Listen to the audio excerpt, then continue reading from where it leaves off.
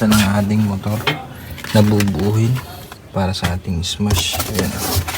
Ito ay inner fairing outer. Second hand lang ito. Ayan, isang set naman siya ng outer. Medyo may mga gas-gas kasi second hand. Ito yung tapos yung dalawang palikpik. Nilinisan lang natin. Tapos ito yung ating inner. Madumi lang. Ang kulang lang dito is yung kanyang undernet.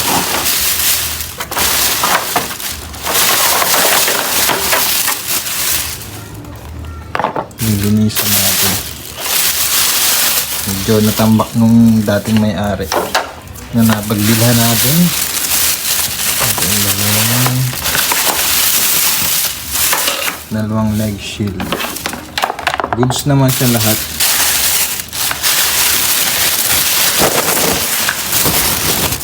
Ayan.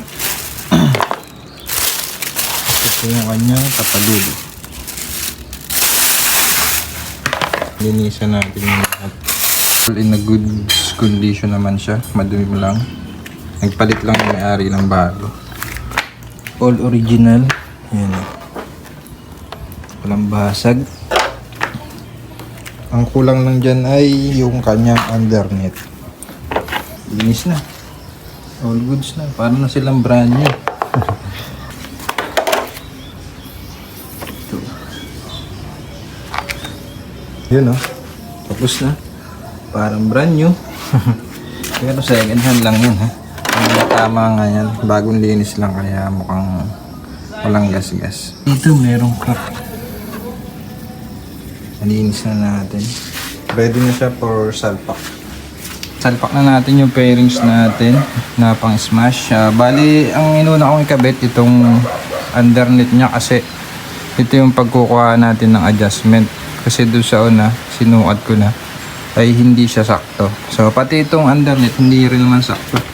Kasi itong mismong lock dito sa ilalim, hindi siya swak.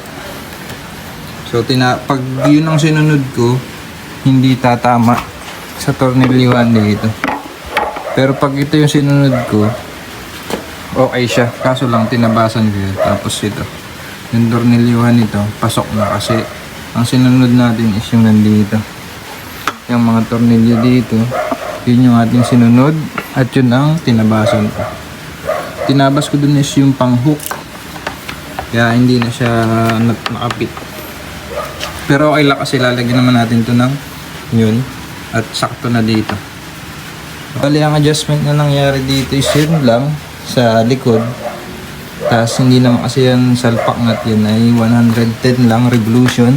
Kaya itong adjustment niya, tapos ito pinutol ko tapos pinawelding ko ng bago para lagyan ng ating tornilyo. Kasi hindi sukat, masyadong malapad yung pang revolution. Sa smash na Titan yung sa 115, ipot lang.